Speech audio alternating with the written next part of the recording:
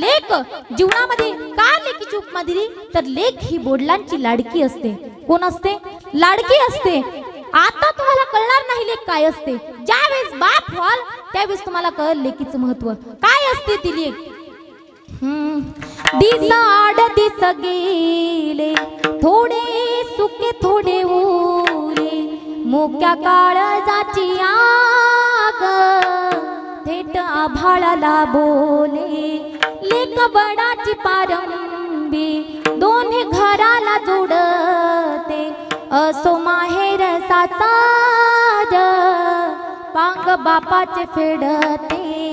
जेव्हा बापाला कळाले त्याचे काळीज जळाले, तिला छातीशी धरून त्यानं टिपूस गाळले।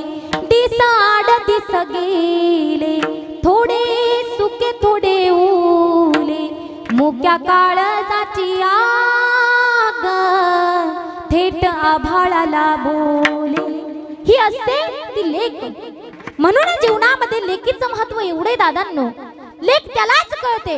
बाप जन्मभरामध्ये कधीच रडणार नाही, पण एक वेळेस रडेल, ती म्हणजे स्वतःची लेक ज्यावेळेस सासरी जाते ना त्यावेळेस तो बाप रडतो। म्हणून म्हणतात ना, बाप स्वाभिमानी बाना बाप कनख रकना, त्याच्या काळजात सुधा लाजाळूची संवेदना।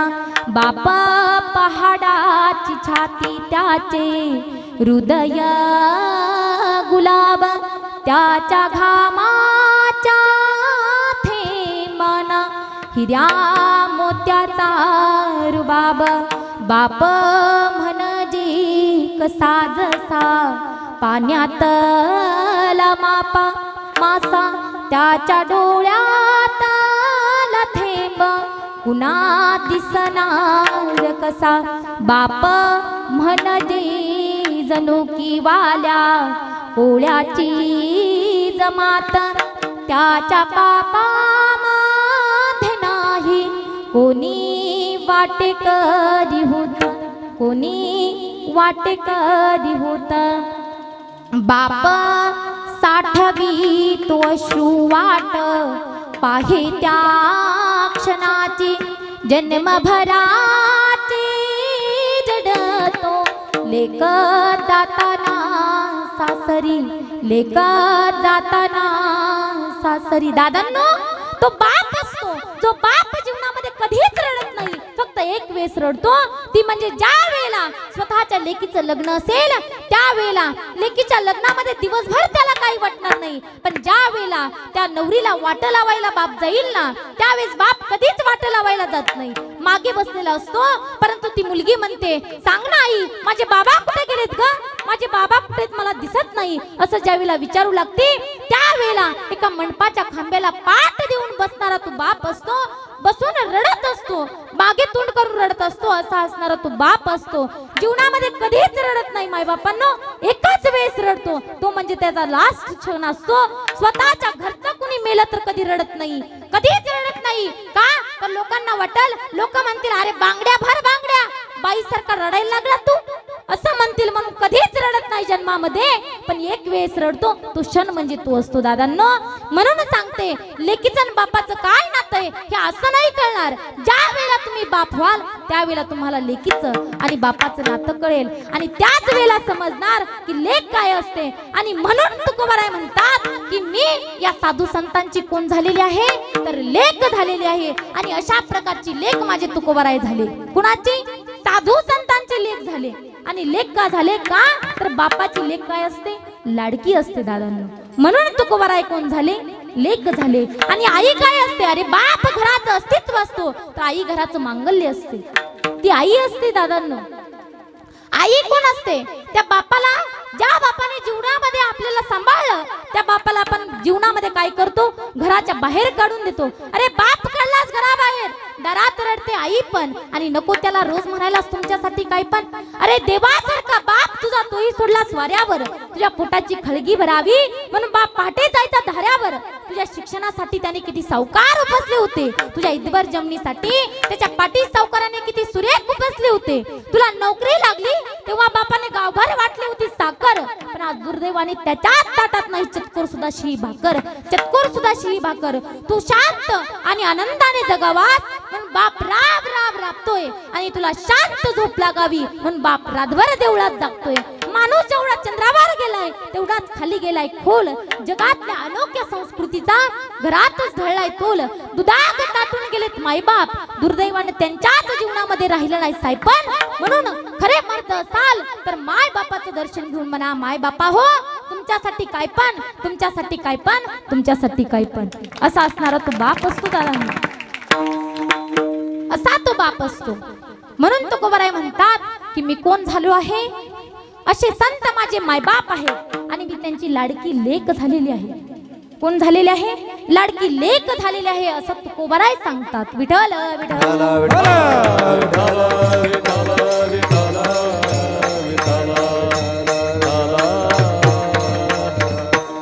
अरे बापाचं आणि आईचं महत्व आपल्याला एक कवी एका कवितेतून सांगतो, परंतु असं सांगतो की जीवनामध्ये काय महत्व आहे. ऐका ऐका दोषितांनो माया बापाची कहाणी. बाप नारळी खोबर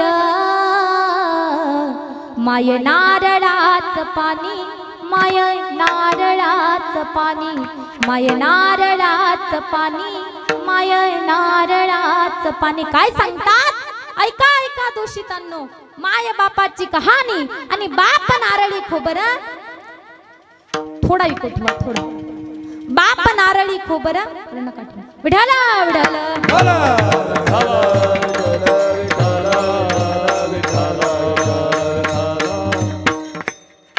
बाप नारळी खोबर माय नारळाचं पाणी. आपलं जीवन म्हणजे एका नारळासारखं दादांनो, एका नारळासारखं.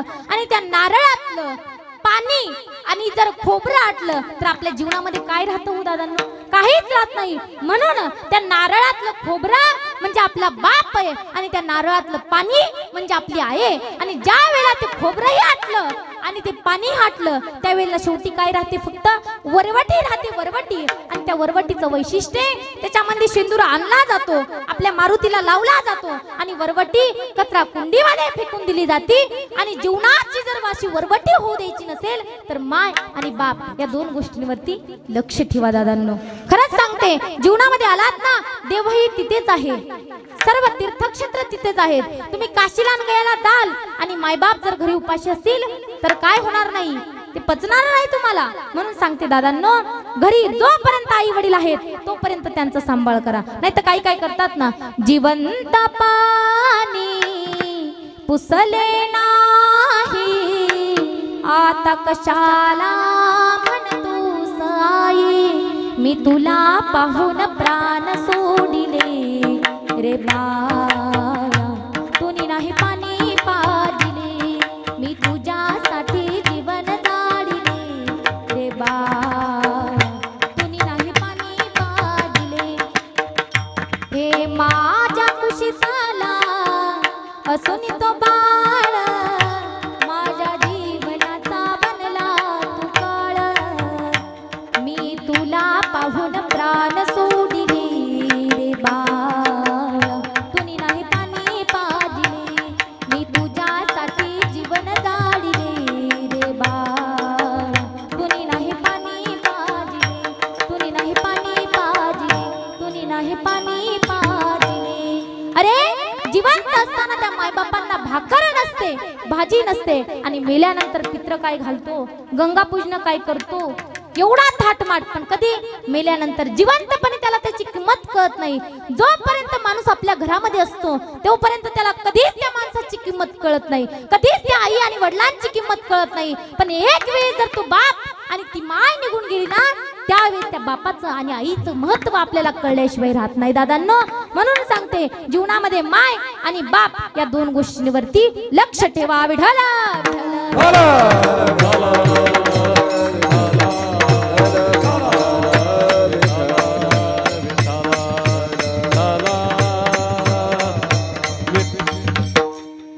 आणि अशा संतांची, अशा माय बापांची तुकोबाराय कोण झालेले आहेत तर लेक झालेले आहेत. आणि अशी सुंदर अशी मुलगी आहे, ती आता सासरी जाणार आहे. तिने सुंदर असे अलंकार आपल्या अंगावरती घातलेले आहेत.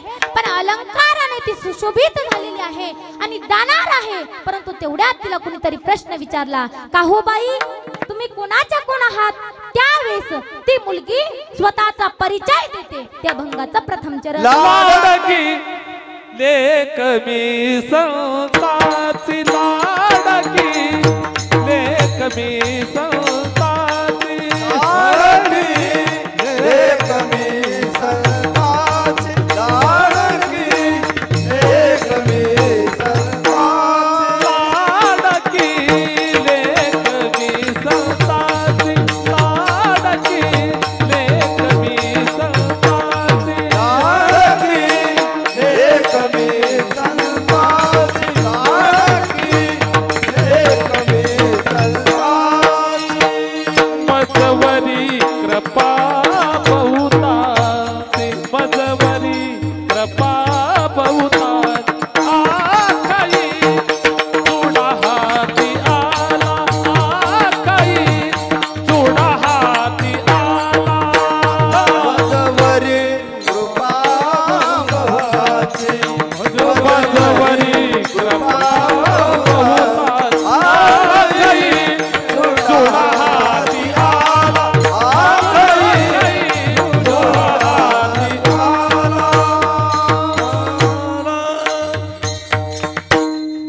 काय सांगतात? लाडकी लेक मी संतांची आणि मजवरी कृपा बहुतांची. माझ्यावरती काय आहे?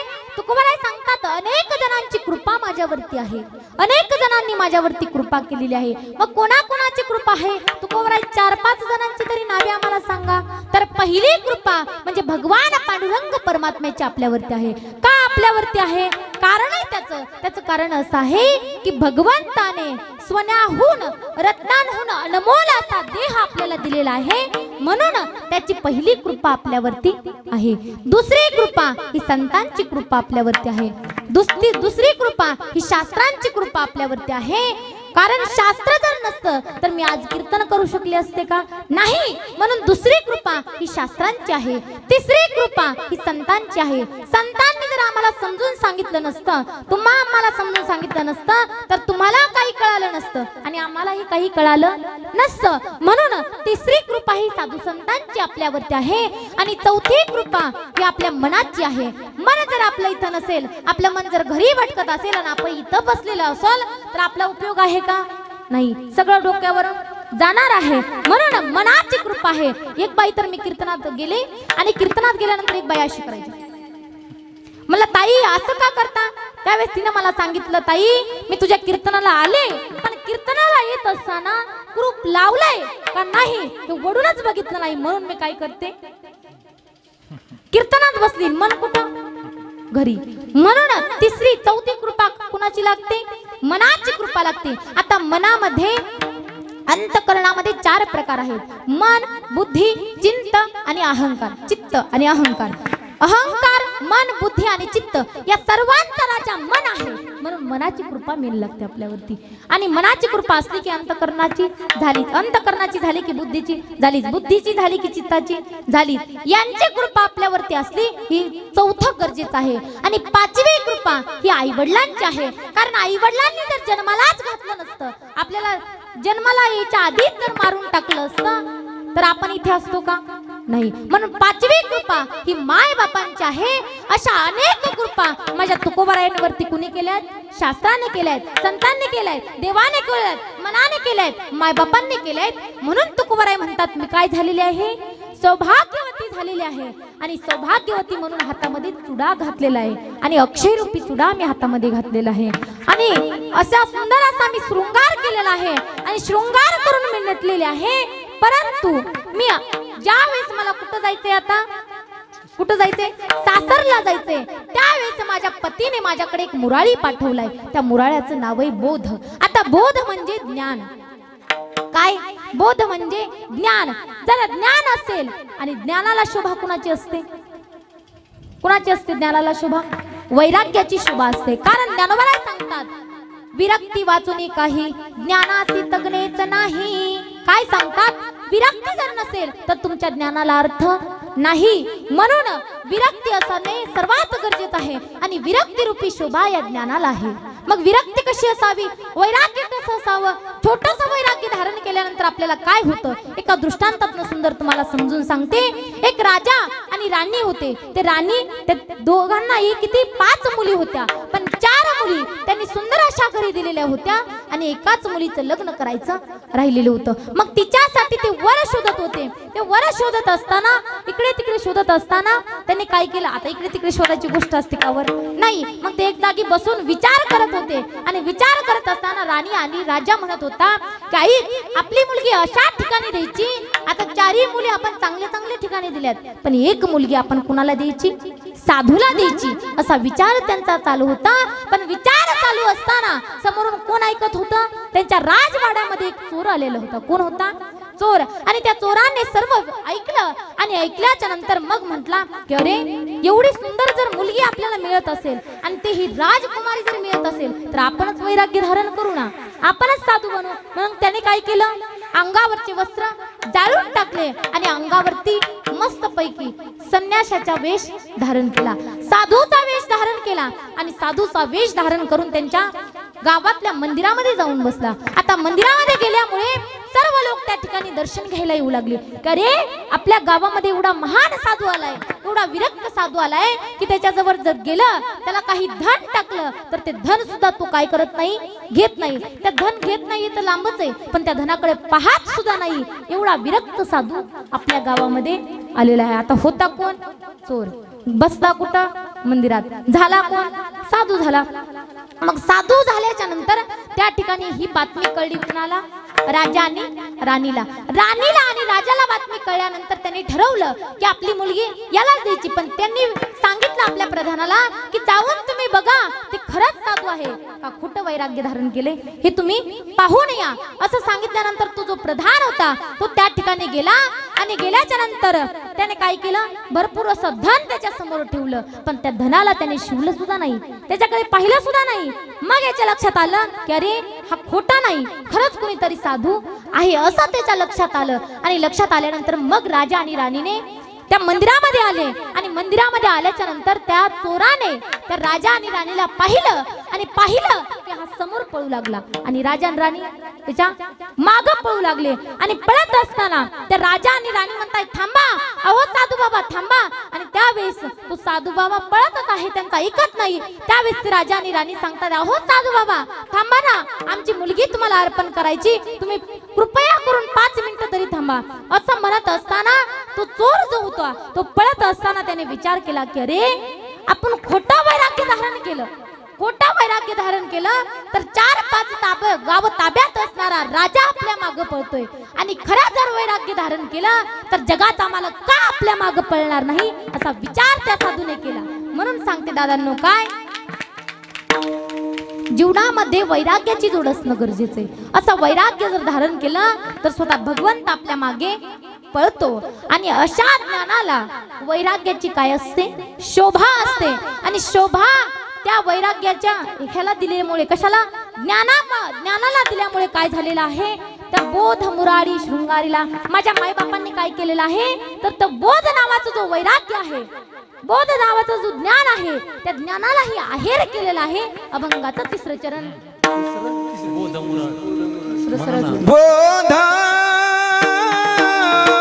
मुरारी शृंगारीला, बोध मुरारी शृंगारीला, बोध मुरारी शृंगारीला, बोध मुरारी शृंगारीला, बोध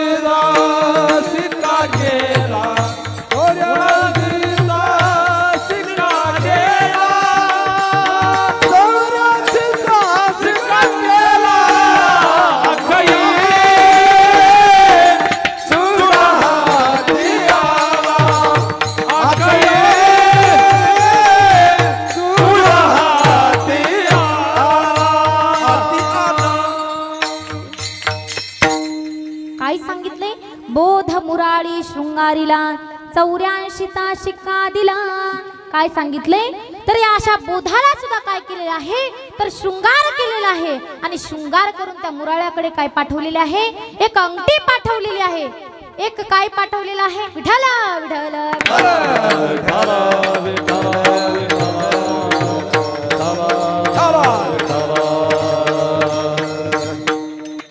आणि अंगठी पाठवलेली आहे. ती अंगठी अशी आहे की ती अंगठी जर बोटात घातली तर 84 लक्ष योनीचा काय होतोय, फेरा खुंटतोय. आपलं जन्म मरण नाहीच होतंय.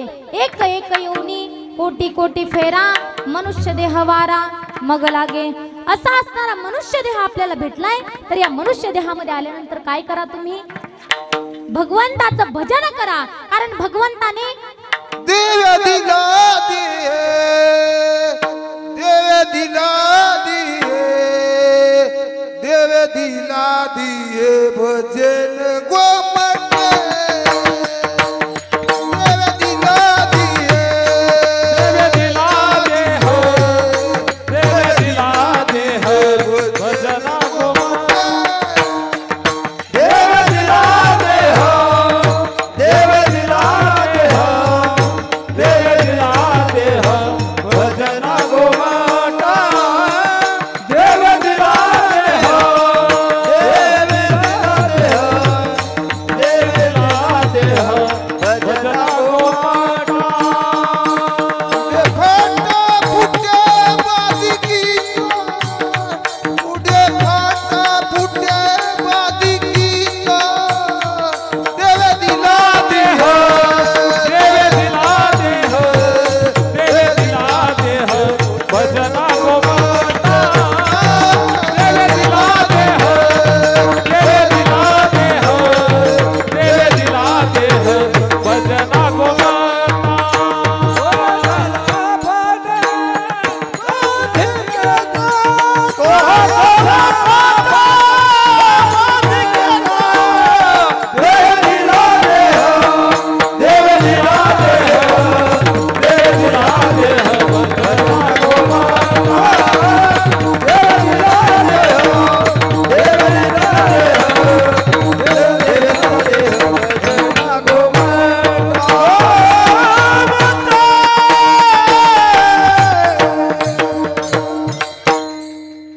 देवे दिला देह भजन गोमटा, तो या झाला फाटा बाधिकेचा. भगवंताने देहाच याच्यासाठी दिलाय. कशासाठी दिलाय तर भगवंताचं नामस्मरण करण्यासाठी दिलाय. देवे दिला देह भजन गोमटा, भजन करण्यासाठी देह दिलाय. आणि आपण वापर कशासाठी करतोय, संसारासाठी करतोय. पण माझं सांगणं एकच आहे की सर्वांनी काय करायचंय, भगवंताचं नामस्मरण करायचं. आणि एकदाच हात सर्वांनी वर घ्यायचे, सर्वांनी. धन्यवाद माऊली, वर घ्या वर. विठोबा रखुमाई, विठोबा रखुमाई, विठोबा रखुमाई, विठोबा रखुमाई, विठोबा रखुमाई, विठोबा रखुमाई,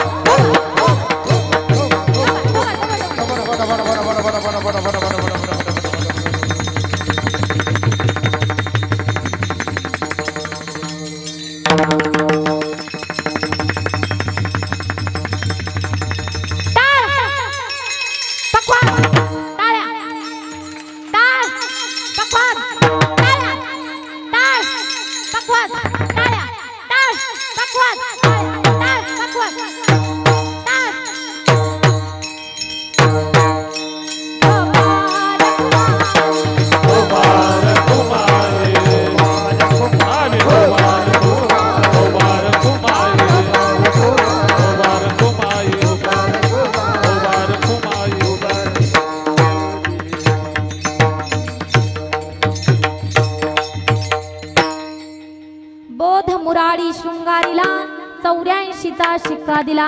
आणि असा शिक्का माझ्याकडे मला दिल्यामुळे, माझ्या पतीने मला दिल्यामुळे मी काय झालेले आहे तर त्याच्या गुणांमध्ये उतरलेली आहे. आणि म्हणून मी होकाराचा कौल अशा प्रकारे मी त्या भगवंताला दिलेला आहे. अभंगाचा तुका तुकी विसर तुका तुकी उतरला तुका